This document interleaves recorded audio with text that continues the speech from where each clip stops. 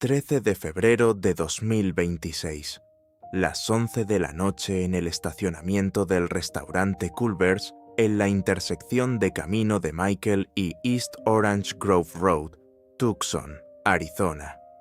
Los técnicos forenses del FBI habían pasado aproximadamente 40 minutos procesando el exterior de un Range Rover gris de modelo reciente cuando uno de ellos abrió el maletero y miró adentro. Lo que hizo inmediatamente después es el detalle más revelador de toda la operación del 13 de febrero. No continuó el procesamiento en el lugar. No sacó bolsas de evidencia para recolectar lo que había adentro. Llamó al equipo, y el equipo hizo algo que los fotógrafos de Getty Images documentaron en tiempo real y que la exagente del FBI, Jennifer Coffin Duffer, describió en Newsweek con la evaluación más directa posible sobre lo que ese gesto específico significa en el lenguaje de las operaciones forenses.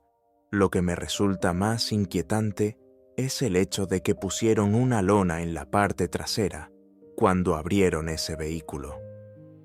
Creo que eso se debió a algo que vieron en ese vehículo y estaban preocupados por los testigos, los transeúntes, los youtubers, todos los demás que estaban alrededor de la escena para ver qué había dentro. Preocupados por los testigos.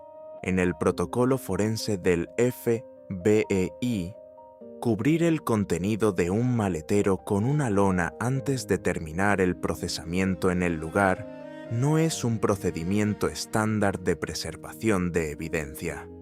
Es el procedimiento que los agentes aplican cuando el contenido del maletero es visualmente perturbador, de una manera que la presencia de medios y público en el área hace necesario proteger de la visibilidad pública. No para proteger la evidencia, para proteger a los testigos del impacto de lo que esa evidencia puede representar. Ese detalle, documentado por los fotógrafos de Getty y analizado por Coffin Duffer, con décadas de experiencia en operaciones forenses del FBI, es la declaración más perturbadora que ningún elemento de la operación del 13 de febrero produjo. Y es también la razón por la que el Range Rover gris se convirtió en lo que Coffin Duffer llamó la pista número 1 de toda la investigación. La pista número 1. En un caso con más de 23.600 pistas procesadas, más de 10.000 horas de metraje de vigilancia bajo análisis, ADN, del interior de la casa de Nancy en un laboratorio de Florida, y el análisis de torres celulares del equipo CAST del FBI en Phoenix activo desde las primeras semanas, la exagente con 28 años de servicio en el FBI designó el Range Rover como la pista más importante disponible.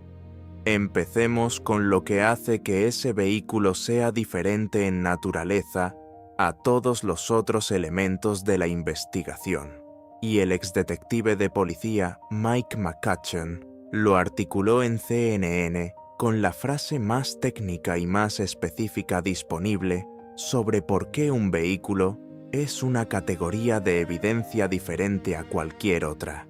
Vivimos en nuestros vehículos. Hacemos todo en nuestros vehículos, ya sea cometiendo crímenes o no. Vivimos en nuestros vehículos. Esa frase captura la realidad forense, que convierte cualquier vehículo involucrado en un crimen en un repositorio de evidencia que el laboratorio forense puede explotar en múltiples dimensiones simultáneas que ningún otro tipo de evidencia física puede igualar.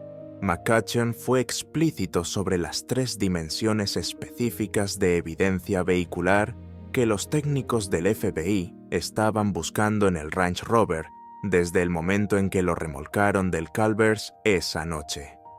Primero, la huella de neumático. Segundo, la telemetría del vehículo. Tercero, la evidencia de movimiento de Nancy dentro del vehículo. La huella de neumático puede ser como una huella dactilar, y si los investigadores tienen evidencia de huella de neumático en la escena del crimen, van a ser capaces de comparar los neumáticos del vehículo con esa huella. El camino de entrada de la casa de Nancy, el concreto del garaje, la tierra del jardín, cualquier superficie que un vehículo que se acercó a esa propiedad el 1 de febrero dejó su marca. Puede ser comparada con los neumáticos del Range Rover, con la precisión que hace que McCutcheon la compare con una huella dactilar. Y la telemetría del vehículo es la segunda dimensión que McCutcheon describió con la especificidad más útil disponible. Los investigadores van a rastrear la telemetría del vehículo para ver a dónde ha estado.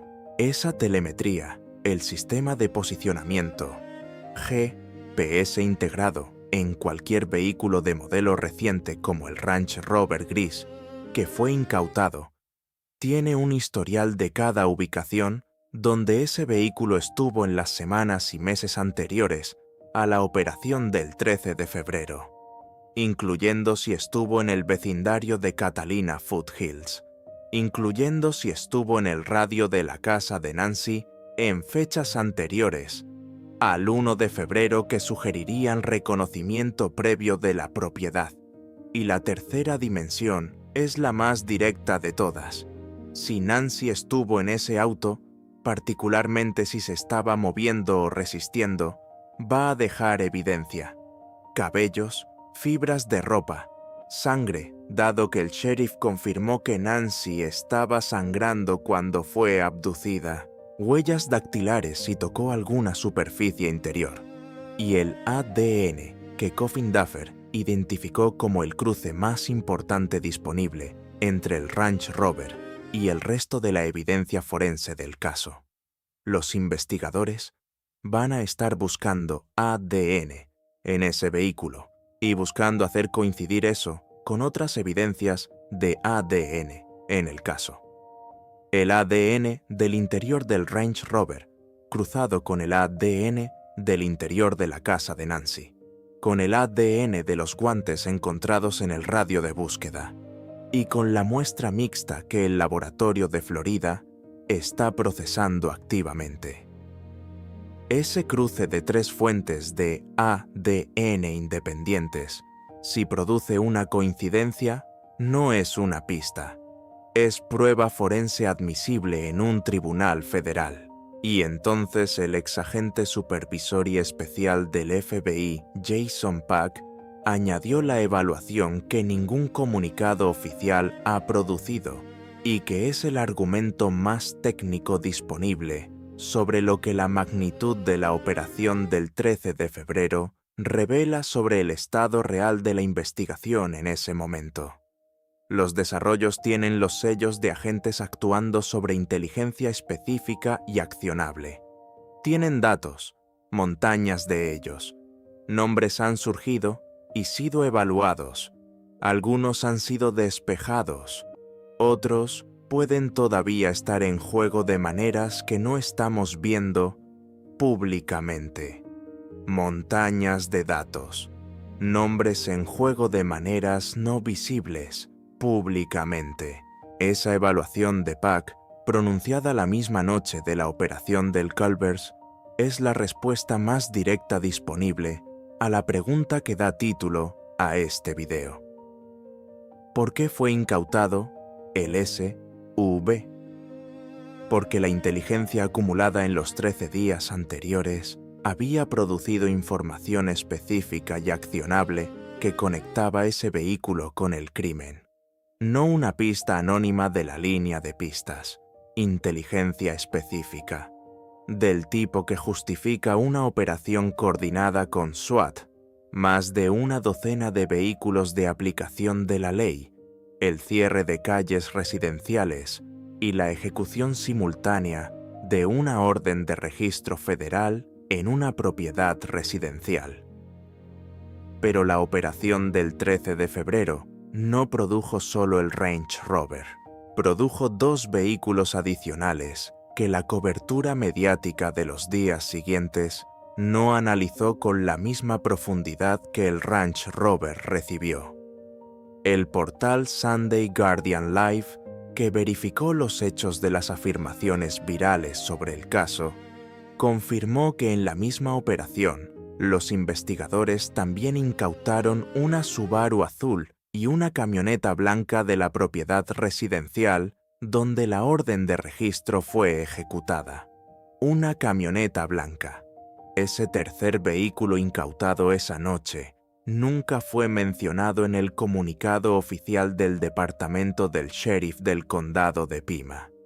No fue fotografiado por los medios en el nivel de detalle del Range Rover, y ningún experto lo analizó públicamente con la especificidad que Coffin Duffer y McCutcheon y Pack dedicaron al Range Rover.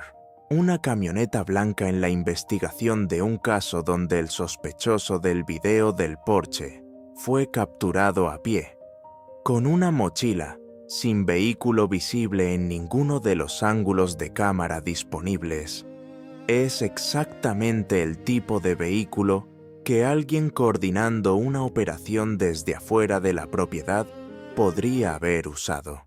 Grande, con capacidad de transporte, con ventanas que pueden estar oscurecidas y con el tipo de presencia en un vecindario residencial que no genera la misma atención que un vehículo de lujo, como el Range Rover.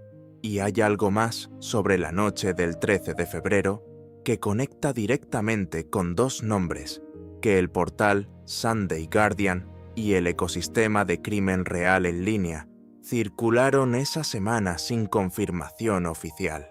Kayla Noel Day y Luke Anthony Daly, dos personas cuyos nombres emergieron en foros locales y reportes de medios de Tucson en el contexto de los detenidos de la operación del 13 de febrero, sin confirmación oficial de ninguna conexión verificada con la investigación, sin cargos, sin identificación de ninguna de las personas detenidas por ninguna fuente con credenciales verificadas.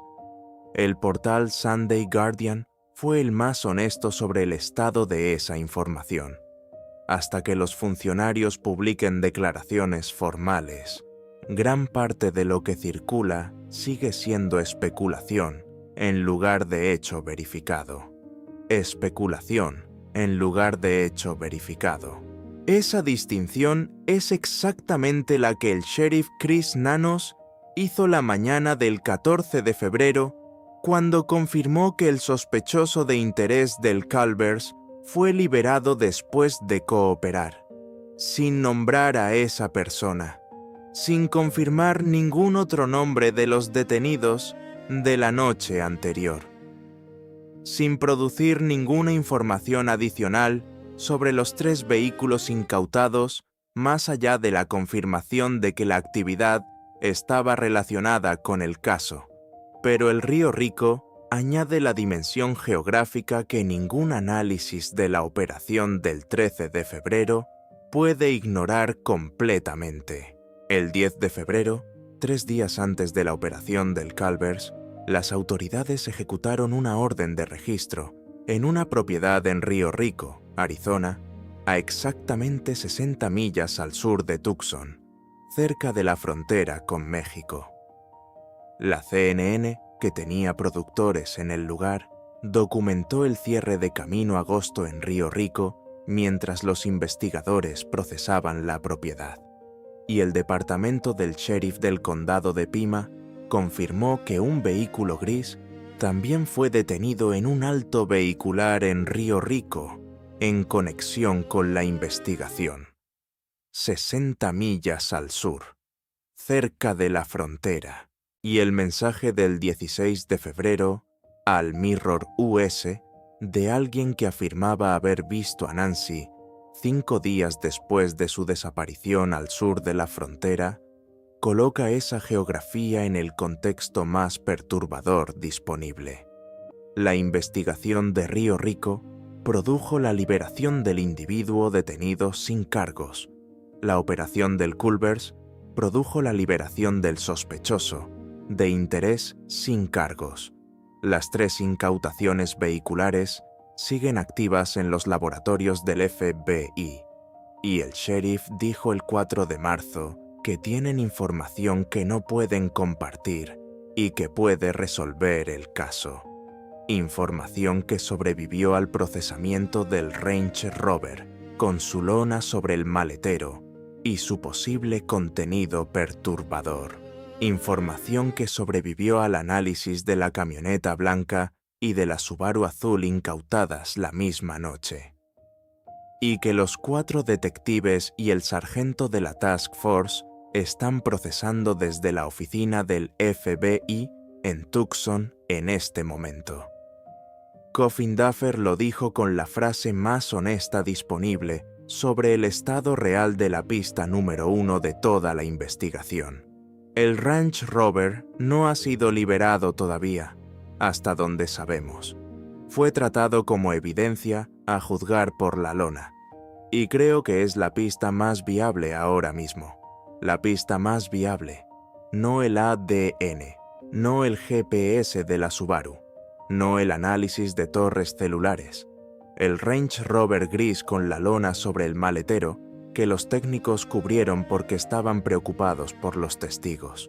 Esa lona, ese gesto específico documentado por la cámara de Getty en el estacionamiento del Culver's a las 11 de la noche del 13 de febrero, es la imagen más perturbadora que este caso produjo sobre lo que puede estar esperando dentro de ese maletero si el laboratorio forense del FBI completa el análisis que comenzó esa noche.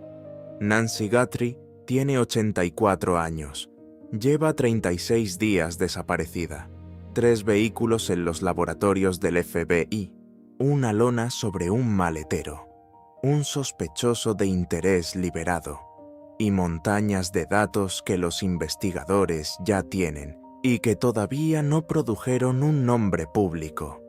$1.200.000 en efectivo, con un PIN de 7 dígitos, para quien sepa qué había dentro de ese maletero que los técnicos del FBI cubrieron con una lona en el estacionamiento del Culver's. Tráiganla a casa.